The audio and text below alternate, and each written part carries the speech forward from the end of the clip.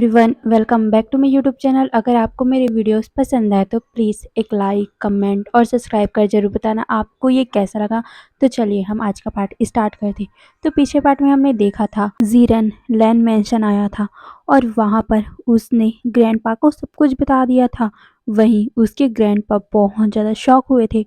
वांग जी इतने महीनों से उसे झूठ बोल रहा था, ये कहकर कि विंग तो अपने घर में सेफ है और वो ठीक-ठाक है और साथ में उनका रिलेशन भी अच्छा चल रहा है। जीरन नहीं होता तो उन्हें तो कभी पता ही नहीं चलता। वांग जी हमेशा ही उन्हें धोखे में रखता। यही सोचकर उन्हें वांग जी के ऊपर बहुत ज़्यादा गुस्सा आ रहा था। फिर कुछ टाइम बाद वहाँ पर वांग जी आता है। वांग जी को देखकर जीरन तो बहुत ज़्यादा मन ही मन मुस्कुरा रहा था, क्योंकि उसे पता है अब ग्रैंडपा वांग जी की अच्छी खासी खबर लगाएंगे। वहीं वांग जी को देखकर उसके ग्रैंडपा अपनी हाथों को मुट्ठी कसते हैं और अपने होठों में एक लाइट सा स्माइल रखते हुए वांग जी से कहते हैं, वांग जी माय स्वीट ग्रैंडचाइल्ड, तुम आ गए। वैसे तुम्हारा डियरेस्ट बॉयफ्रेंड कैसा है? ये सुनने के बाद वांग जी जो अंदर की तरफ आ रहा था वो वहीं पर रुक जाता है। वो अपनी आंखों को चढ़ा लेता है। उसके ग्रैंडफादर उसके ट्रिप के बारे में नहीं पूछ रहे हैं। वो 4 दिनों से बाहर था, उसको नहीं पूछ रहे कि वो कैसा है, कब आया, कैसे आया, क्या वो वहाँ ठीक था? नहीं, बट आते ही उन्होंने विंग का नाम क्यों लिया? ये सोचकर वो उन दोनों की तरफ देखता है। उसे पता चल गया था कि कहीं न कहीं जीरन ने ही कुछ बताया है और वो फिर भी अपने आप को शांत रखने की कोशिश करते हुए कहता है, वो ठीक है और मैं कुछ टाइम रेस्ट करने के बाद उससे मिलने जाऊँगा। ये बोलकर वो अपने रूम की तरफ जा ही रहा था कि अचानक से उसको अपने पैरों में बहुत ज़ोर से किसी का डंडा फ़ील होता है। असल में उसके ग्रैंडफ़ादर ने अपने वॉकिंग स्टिक से उसे बहुत ज़ोर से मारा था और वो गुस्से में कहते हैं, तुम अभी भी मुझसे झूठ बोलने की हिम्मत कैसे कर सकते हो लान वांग जी? वहीं वांग जी अपने ग्रैंडफ़ादर को देखता है, जो फिर उसे मारने ही वाले थे। वहीं वांग जी अपने आप को बचाते हुए उन दोनों की तरफ देख रहा था। वो देख रहा था कि जीरन के होठों में कितना ज़्यादा बड़ा वाला स्मक है और वो अपने मन में कह रहा था कि ये तो यही डिज़र्व करता है। वहीं वांग जी अपनी आँखों को नैरो करता है और अपने ग्रैंडफ़ादर को देखते हुए कहता है, ग्रैंडपा आप इस इडियट की बातों पे ध्यान मत दीजिए। मेरे पास मेरा रीज़न था, मैंने उससे ब्रेकअप क्यों किया? ये सुनने के बाद उसके ग्रैंडफ़ादर फिर से उसे डंडे से मारते हैं, जिससे वांग जी उछल पड़ा। तभी उसके ग्रैंडफ़ादर फिर से गुस्से में कहते हैं, तुम आज मैं तुमसे बहुत ज़्यादा डिसअपॉइंट हो गया हूँ। अभी भी तुम मुझसे झूठ बोले जा रहे हो। ये बोलकर वो उसे हिट कर रहे थे। वहीं वांग जी अपने आप को बचाते हुए कहता है, ग्रैंडपा उसने मुझे चीट किया था और वो प्रेग्नेंट भी हो गया था। ये सुनने के बाद उसके ग्रैंडपा उसे गुस्से में देखते हुए कहते हैं, इतने ज़्यादा श्योर कैसे हो सकते हो? उसने तुम्हारे साथ चीट किया और वो प्रेग्नेंट तुम्हारे बच्चे से नहीं है। क्या तुम उसके साथ वो सब नहीं करते थे? ये बोलकर वो वांग जी को फिर से मारने लग गए थे। वहीं वांग जी अपने आप को बचाते हुए कहते हैं, ग्रैंडपा पर मैंने हर टाइम प्रोटेक्शन यूज़ किया था। तुम उस यूजलेस से चीज़ को इतना ज़्यादा मान्यता देते हो, उसके ऊपर इतना ज़्यादा विश्वास करते हो। तुम्हें नहीं पता क्या वो कितने सारे फटे हुए आते हैं और कई सारे तुम लोगों की गलती से भी फट जाते हैं। मुझे पता है तुमने अपना बहुत बड़ा वाला दिमाग लगाया होगा, तुमने उसे दाँतों से ही फाड़ा होगा ना, बट तुम तो उस टाइम पूरे लस्ट में डूबे होगे, तब तो तुम्हें पता ही नहीं होगा, है ना? इसीलिए तुमने उसे इम्प्रेग्नेंट कर दिया और फिर उसे प्रेग्नेंट करके छोड़ दिया। तुमने सोचा कि ऐसा कुछ नहीं हो सकता, तुम्हारी कोई गलती नहीं है। तुम उस यूज़लेस से चीज़ पे इतना भरोसा करते हो कि तुम्हें अपने प्यार पे भरोसा नहीं रहा।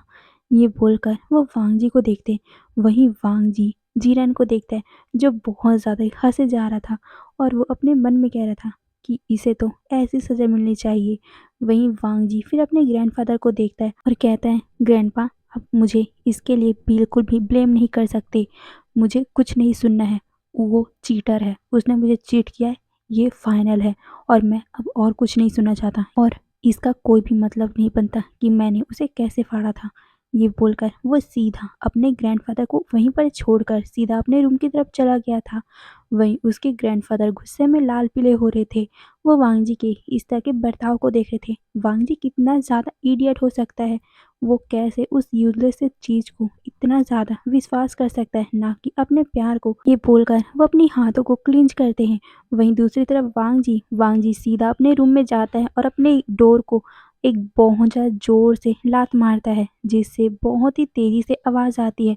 वांग जी सीधा बेड पे बैठता है और गुस्से में वो जीरेन को कर्स कर रहा था। गुस्से में कह रहा था कि अगर मैं उस बास्टर्ड को उसका नंबर देता ही नहीं, तब ऐसा कुछ होता ही नहीं, सिर्फ मेरी गलती है ये। ये बोलकर वो अपने हाथों को बेड पे मारता है और फिर उठकर अपने आप को शीशे में देखता है और अपने बैग को देखता है, जहाँ पर डंडे का निशान पड़ गया था, क्योंकि उसके ग्रैंडफ़ादर ने उसे बहुत ज़्यादा मारा था ना, इसीलिए उसके बैक में, उसके चेस्ट में हल्का-सा रेड मार्क पड़ चुका था। फिर वांग जी कुछ कर पाता या फिर कुछ मतलब कहीं जा पाता, उससे पहले ही वहाँ का गेट खुलता है। वो देखता है कि वहाँ उसके ग्रैंडफ़ादर और ज़ीरेन एंट्री कर रहे हैं। उसके ग्रैंडफ़ादर वांग जी को देखते हुए कहते हैं, कल तैयार हो जाना, हम विंग के घर जाने वाले हैं। तुमने जो भी कुछ किया है उसका तुम्हें रिस्पॉन्सिबिलिटी उठाना ही पड़ेगा। ये सुनकर वांग जी को और भी ज़्यादा गुस्सा आता है। वो ऐसा नहीं करेगा और वो अपने ग्रैंडफ़ादर को कह भी देता है, ग्रैंडफ़ादर आप मुझे इसके लिए फ़ोर्स नहीं कर सकते। उसने मुझे चीट किया था, ना कि मैंने उसे चीट किया था। और हाँ, वैसे भी अब वो मुझे नहीं चाहता है, तो आप उसे और मुझे दोनों को ही फ़ोर्स नहीं कर सकते। ये सुनने के बाद उसके ग्रैंडफ़ादर अपनी डंडी को और भी ज़्यादा टाइटली पकड़ते हुए वांग जी से कहते हैं, मैं उसे नहीं फ़ोर्स कर रहा हूँ और मैं उसे फ़ोर्स भी नहीं कर सकता, क्योंकि मैं उसे तुम जैसे बास्टर्ड के हाथों सफ़र करने नहीं दे सकता। और रही उसके बाद, उसके अंदर हमारे घर का हायर पल रहा है और तुम्हें तुम्हें जाकर उनके पेरेंट्स से माफ़ी मांगनी होगी। तुम अपने आप को प्रिपेयर कर लो। ये बोलकर वो वहाँ से चले गए थे। वहीं जीरन जीरन तो स्टार्टिंग से वीडियो बना रहा था, वांग जी को कैसे उसके ग्रैंडपा ने मारा, कैसे उसे सब कुछ बोला, सब वो कुछ उसने रिकॉर्ड कर लिया था। वहीं वांग जी जब जीरन को देखता है कैसे वो रिकॉर्डिंग कर रहा है, तब तो वो गुस्से में जीरन के सामने बढ़ रहा था। वहीं जीरन कहता है, तुम हिम्मत मत करना मेरे तरफ आने की, नहीं तो मैं इस वीडियो को पूरे स्कूल के प्लेटफॉर्म में अपलोड कर दूंगा, फिर सबको पता चल जाएगा द ग्रेट लान वांग जी कैसे अपनी रिस्पॉन्सिबिलिटी को छोड़कर भाग गया और साथ ही उसे प्रोटेक्शन को कैसे फाड़ना है ये तक नहीं आता। ये बोलकर वो जोर जोर से हंसने लग गया था और हाँ, साथ ही वो ताली भी बजाने लग गया था। वहीं वांग जी को इसके ऊपर बहुत ज़्यादा गुस्सा आ रहा था, सिर्फ इसी की गलती है। अगर वांग जी इसे नंबर नहीं देता विंग का, तो आज विंग के बारे में इसे पता नहीं चलता और ग्रैंडपा को ये बताता नहीं। वांग जी तो जीरन को मार ही डालेगा, यही सोचकर वो उसकी तरफ बढ़ रहा था, बट जीरन वहां से सीधा भाग गया था और कहते हुए भागा था कि तुम तो यही डिजर्व करते हो। मैं तो सोच रहा था कि ग्रैंडफादर तुम्हें और मारते, पर कोई ना, ग्रैंडफादर की कसर विंग के फैमिली मेंबर उठा लेंगे, क्योंकि तुमने उसके इनोसेंट से बच्चे को हर्ट किया था, तो वो तुम्हें आसानी से थोड़ी ना छोड़ेंगे। और अगर तुम उनके पास माफ़ी मांगने नहीं गए, तो ग्रैंडफादर तुम्हें नहीं छोड़ेंगे। ये बोलकर वो सीधा वहाँ से भाग गया था। वहीं वांग जी फ्रस्ट्रेशन से अपने हाथ को वॉल पे मारता है। उसके ग्रैंडफादर सच में उसके ग्रैंडफादर हैं कि नहीं है? कैसे कैसे उसके ग्रैंडफादर वांग जी पे यकीन ना करके विंग के ऊपर यकीन कर रहे हैं। ओह वांग जी क्या करे अब, उसे अपने ग्रैंडफादर के कहे अनुसार विंग के फैमिली से मिलना ही पड़ेगा। क्या वो वहाँ पर जाएगा? यार क्या बोलेगा वो? Uncle aunt I am sorry, मैंने आपके बेटे के साथ बहुत बुरा किया। मैंने उसके साथ ब्रेकअप कर लिया जब वो प्रेग्नेंट था किसी और के बच्चे से। ओह वांग जी क्या बोलेगा? वांग जी को सच में लग रहा था कि कल वो शेर के गुफा में जाने वाला है, क्योंकि उसे भी लग रहा था कि अगर वो विंग की फैमिली मेंबर के पास जाएगा, तो सच में वो लोग उसे जाने में जान से ही मार डालेंगे। फिर क्या, वांग जी अपने आप को समझाता है और वो बेड पे लेट गया था। वहीं दूसरी तरफ ग्रैंडफादर ने जीरैन से हमारी विंग का नंबर ले लिया था और साथ ही वो विंग को कॉल करते उससे बातें करते हैं, जैसा उन्हें एक्सपेक्ट था। हमारा विंग उनसे बहुत अच्छे से बातें करता है और ही उनके हेल्थ के बारे में और उनके काम के बारे में पूछते हैं। वहीं ग्रैंडफादर विंग के हेल्थ के बारे में और बेबी के हेल्थ के बारे में पूछते हैं। वहीं विंग बताता है कि वो दोनों ठीक है। वहीं ग्रैंडफादर और विंग कुछ टाइम और बातें करते हैं और फिर ग्रैंडफादर बोलते हैं कि वो एक सप्ताह के अंदर विंग से मिलने जरूर आएंगे। वहीं विंग ने भी अपना सर नोट करके उन्हें हाँ में जवाब दे दिया था और कहा था कि वो जब आना चाहे वो मिल सकते हैं।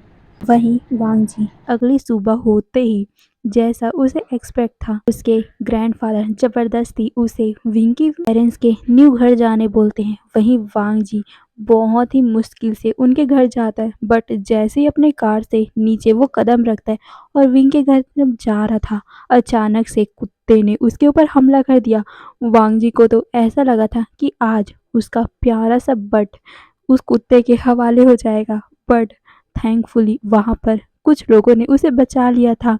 वहीं विंग के पेरेंट्स ने भी वांग जी को वार्निंग दे दिया था कि वो घर के अंदर एंट्री भी ना करे, नहीं तो सबसे बुरा रूप वांग जी को उनका देखना पड़ेगा। ये सुनने के बाद वांग जी वहां से अपने घर जाता है, बट उसके ग्रैंडफादर उसे धमकी देने लगे, तुम्हें उनसे माफी मांगनी होगी। वहीं वांग जी सोचने लग गया था, क्या सच में ये उसके ग्रैंडफादर हैं या फिर नहीं। सच में यार उसके ग्रैंडफादर उसे मौत की घाटी में फेंक रहे हैं।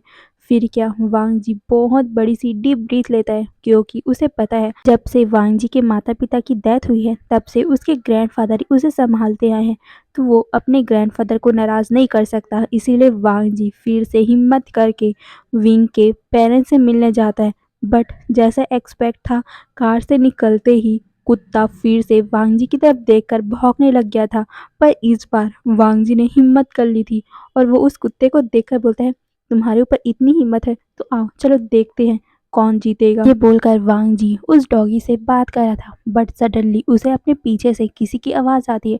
वांग जी पीछे मुड़ता है, वो देखता है कि एक बुफेलो या बोलते हैं बैल बैल उसके तरफ बहुत ज़्यादा गुस्से से देख रहा है। उसकी आंखें लाल हो गई है और साथ ही वो अपने पैरों को जैसे गुस्से में दौड़ते नहीं है बुफेलो, वैसे ही वो अपने पैरों को हल्का हल्का से पीछे कर रहा था और अपनी मिट्टी को जहाँ पर वो खड़ा था उसकी मिट्टी को वो हल्का हल्का पीछे कर रहा था, जिसे देखकर वांग जी शॉक हो गया था कि अब उसने क्या कर दिया।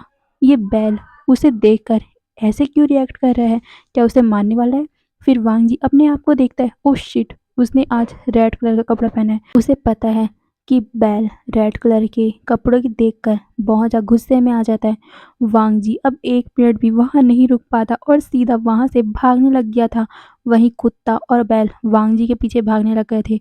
वो बैल तो वांग जी का पीछा ही नहीं छोड़ रहा था, वो वांग जी जहाँ जहाँ भाग रहा था उसका पीछा कर रहा था। फिर फाइनली वांग जी का स्पीड कम हो गया और वो बैल उसके बट में बहुत जोर से अपने सींग को मार देता है, जिस वजह से वांग जी चीख पड़ा और वो उछल कर नीचे गिरा और बहुत बार रोल करके वो एक ट्री से हिट कर गया। उसके सर में चोट लग गई थी और वो जब खड़ा होने का ट्राई करा था तो खड़ा हो भी नहीं पाया, क्योंकि उसका विज़न ब्लरी हो गया था। फिर क्या वो बेहोश हो गया। फिर कुछ लोगों ने उसे देखा और सीधा उसको हॉस्पिटल ले गए। वहीं विंग के पेरेंट्स ने भी ये बात सुन ली थी। तभी विंग की माँ अपने हस्बैंड से कहती है, हनी क्या वो ठीक तो होगा ना, क्या उसे ज़्यादा चोट लगी है। ये सुनने के बाद उसका हस्बैंड कहता है, वो ठीक ही होगा और जो भी हुआ है उसके साथ ये अच्छा ही हुआ है। उसने मेरे बेटे को हर्ट किया है, उसने मेरे बेटे को प्रेग्नेंट किया और उसे छोड़ दिया, उसके ऊपर ट्रस्ट भी नहीं किया, उसे तो और भी ज़्यादा पनिशमेंट मिलनी चाहिए। ये बोलकर वो अपने हाथों को क्लींच करते।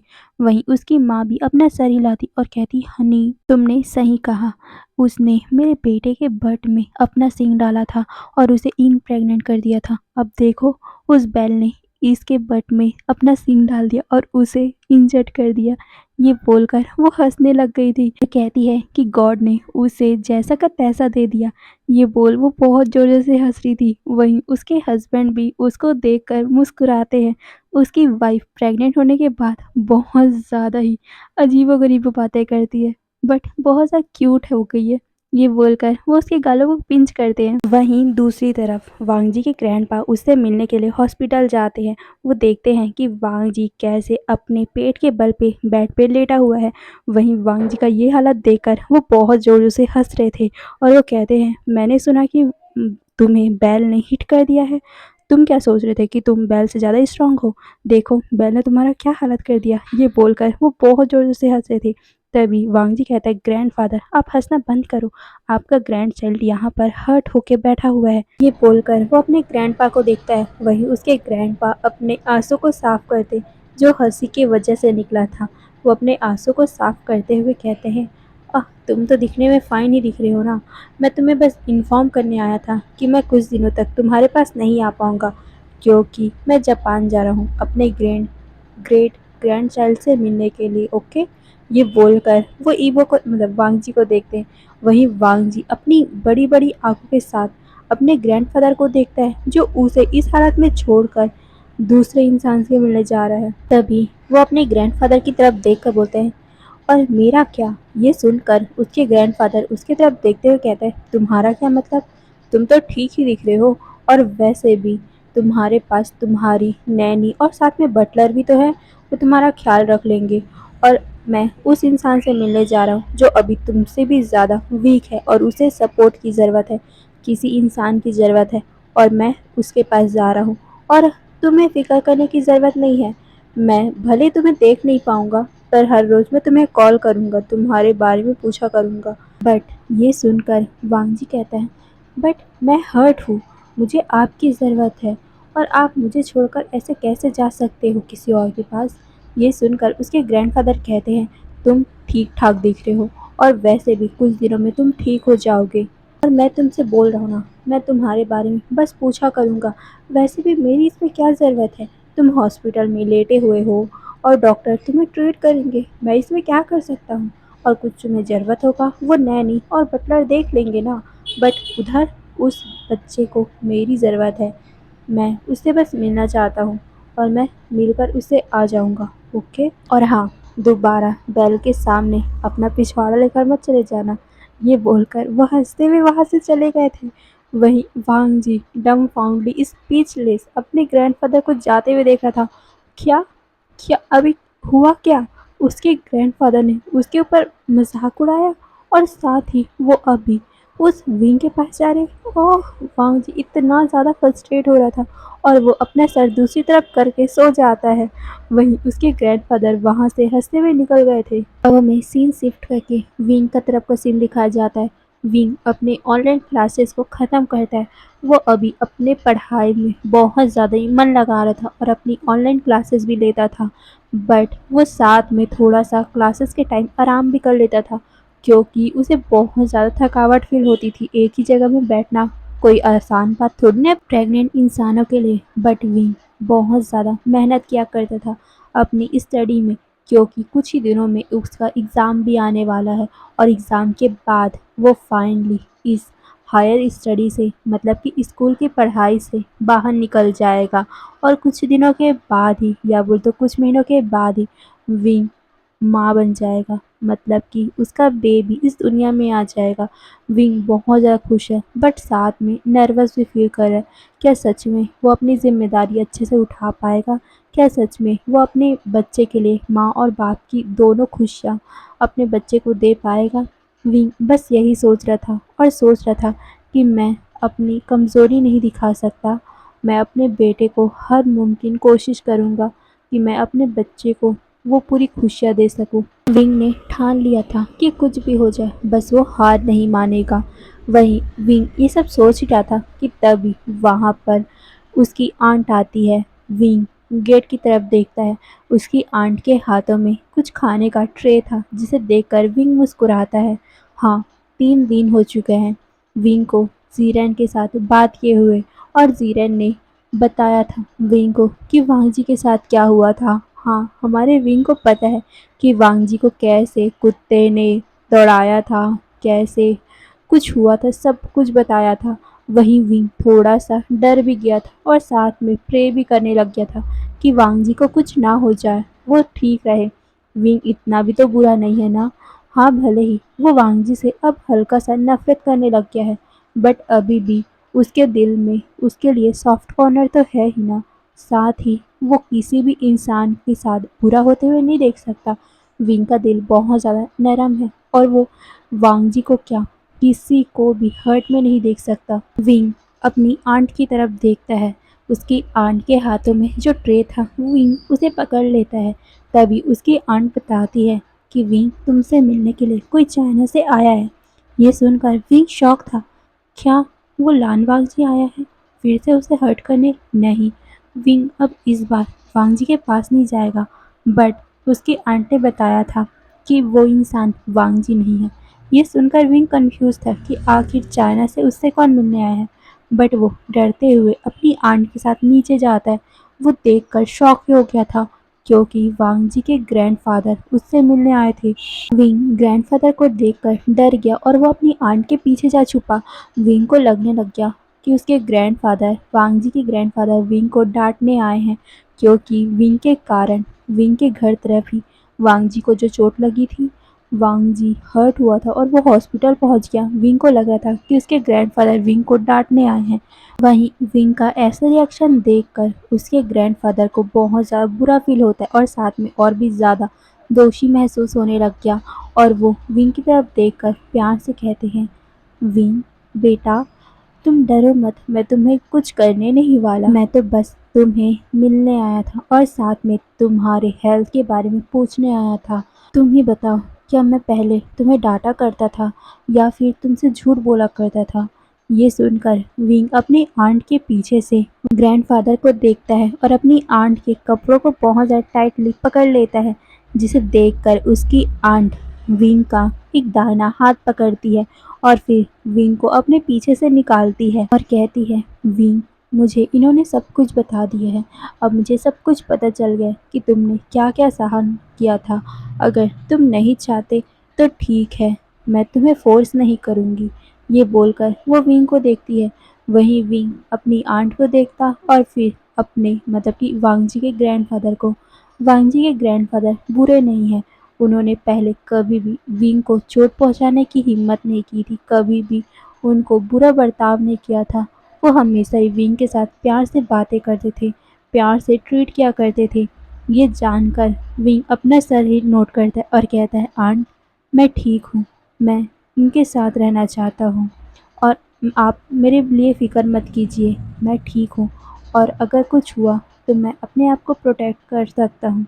ये बोलकर वो अपने आंट को देखता है और फिर अपने हाथ को छुड़ाकर वो अपने ग्रैंडफादर के पास जाकर बैठ गया था, जिसे देखकर उसके ग्रैंडफादर हल्का सा मुस्कुराते हैं और विंग से कहते हैं, बेटा, तुम बहुत अच्छे हो और तुम साथ में बहुत ज़्यादा सुंदर भी हो चुके हो। ये सुनकर विंग हल्का सा ब्लश करता है और वो अपना सर नीचे कर लेता है। तभी ग्रैंडफादर पूछते हैं कि तुम और बेबी कैसा है? ये सुनकर विंग बताता है कि वो ठीक है और बेबी, ये बोलकर वो अपने हाथ को अपने बेली में टच करते हैं जहाँ से बेबी किक कर रहा था, जिससे साफ साफ पता चलता है कि बेबी भी बहुत ज़्यादा हेल्दी है। वहीं विंग थोड़े ही देर में ग्रैंडफादर से बहुत अच्छे से घुल मिल गया था और अच्छे से बातें भी करने लग गया था। ग्रैंडफादर विंग से कुछ और सवाल पूछते हैं, विंग भी उसे बहुत ही प्यार से जवाब भी दे रहा था। फिर ग्रैंडफादर विंग को कहते हैं कि विंग, क्या तुम बेबी को यहीं पर दोगे या फिर चाइना जाओगे? चाइना में मेरे पास बहुत ज़्यादा डॉक्टर हैं जो तुम्हारी मदद कर सकते हैं। वो बेस्ट डॉक्टर है और साथ में हॉस्पिटल भी बेस्ट होगा, दवाइयाँ भी बेस्ट होगा। अगर तुम्हें बुरा न लगे तो तुम मेरे पास आ सकते हो। मुझे बहुत ज़्यादा खुशी मिलेगा कि मैं अपने ग्रेट ग्रैंड चाइल्ड का बर्थ होते हुए देखूंगा और साथ ही मैं तुम्हारी हेल्प भी कर पाऊंगा। बट दुखी की बात तो ये है कि अब मैं ओल्ड हो चुका हूँ, मेरे हाथों में इतनी ज़्यादा ताकत नहीं है कि मैं खुद से तुम्हारी हेल्प कर पाऊँ, बट मैं तुम्हारी हेल्प अच्छे से करूँगा। ये बोलकर वो विंग को देख के अपने बालों को सहलाते हैं। वही विंग अपने ग्रैंडफादर की बातें सुनकर हंसने लग गया था। वही विंग की आंट विंग को इतने टाइम बाद इस तरह खुलकर हंसते हुए देखकर बहुत ज़्यादा स्माइल करती है और उन्हें सुकून भी मिल रहा था। फिर वो दोनों कुछ टाइम और भी बातें करते हैं। फिर क्या, विंग और साथ में विंग की आंट ग्रैंडफादर को कुछ दिन यहाँ रहने का एडवाइस करते हैं। वहीं विंग का इतना ज़्यादा प्लीडिंग वाली आंखें देखकर ग्रैंडफादर भी मना नहीं कर पाए। वहीं दूसरी तरफ चाइना में वांग जी हॉस्पिटल के बेड पे लेटा हुआ था। सबसे बुरा दिन तो उसका निकल रहा था क्योंकि ग्रैंडफादर ने उसकी सेफ्टी और साथ में उसका देख-रेख करने के लिए किसी और को नहीं, ज़ीरेन को भेजा था। वहीं ज़ीरेन सच में डेविल है। वो इतने दिनों में वांग जी की बुरी हालत कर चुका है। वो तो वांग जी को परेशान करने का एक मौका नहीं ढूंढता। वहीं वांग जी देख रहा है कि उसके बटलर, आंटी मतलब कि नैनी और साथ में उसके ग्रैंडफादर कोई भी हॉस्पिटल नहीं आया, ना ही उसके ग्रैंडफ़ादर ने एक कॉल किया। वांग जी सोचने लग गया कि ये कैसी फैमिली है? उसे इस डेविल के हाथों छोड़कर वो कहाँ चले गए हैं? वांग जी मन ही मन उन सभी को कर्ज कर रहा था, क्योंकि उसकी इन दिनों में बुरी हालत हो चुकी थी। जीरन ने अच्छी खासी खबर वांग जी की निकाल दी थी। गाइस, तो आज के लिए बस इतना ही। फिर नेक्स्ट पार्ट में देखेंगे आगे क्या होगा, क्योंकि बाहर से आवाज़ें भी बहुत आ रही है, बारिश भी हो रही है, सभी प्रॉब्लम मेरे घर पे आनी है। तो आज के लिए बस इतना ही। फिर नेक्स्ट पार्ट पे देखेंगे आगे क्या होगा, और फिर बाय बाय।